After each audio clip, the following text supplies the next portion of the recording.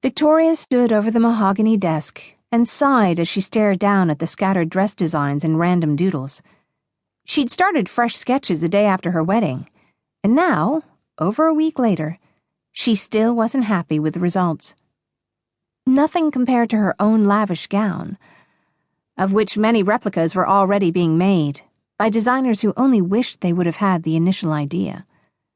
And while that dress was her absolute favorite, Victoria didn't want to recreate it for resale.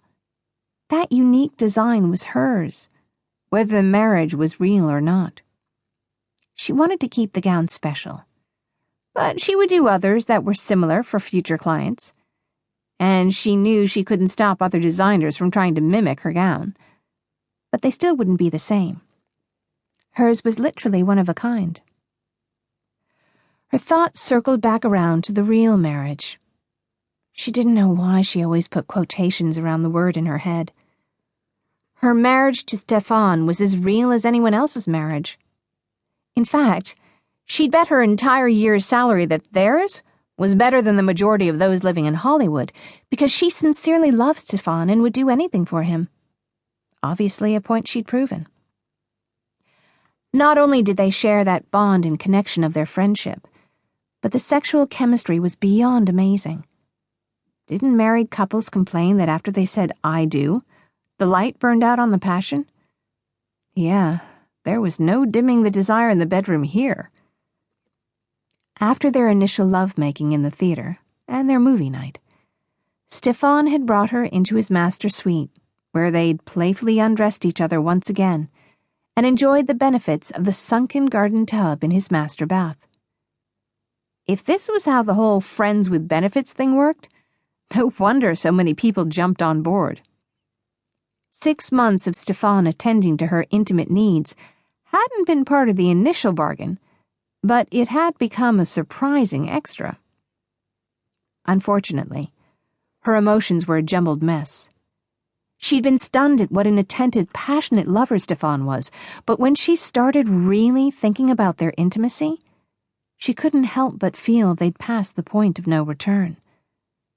After this 6 months, if she chose to leave, could they actually go back to just being friends? Victoria turned her focus back to the pencil sketches staring up at her. Before her wedding, she would have loved these designs, but now that she was technically a princess, still an odd term to grasp when referring to herself, she wished for all of her future brides to feel the same on their special day. She wanted to launch her fairy tale collection with magnificent gowns that women would love just as much as the ones she wore, and if she was going to start this, she needed to stop coming up with garbage. Raking her hands through her hair, she groaned. "Bad time?" She spun in the direction of the door to find Stefan entering their bedroom. In the past, she'd always appreciated his fine build. But now that she'd seen, tasted, and touched every delicious inch, she had a whole new admiration for her sexy husband. A weird sensation to associate with Stefan, but surprisingly a very welcome one. Would it be too taboo for the prince to walk around naked? A shame, really, to cover such a magnificent creature. If one didn't know he was a prince, they'd never guess from his attire. Though he did look mighty fine in his black t-shirt stretched over his broad shoulders and faded designer jeans, it was the baseball cap pulled low to shield his face that captured her attention. Not often had she seen him in a hat, but he wore it well. And while he may look very American with his ensemble, he was every bit the Greek god she knew him to be. Perfect timing, actually. She turned away from her ghastly drawings and leaned back on the desk. "What's up?"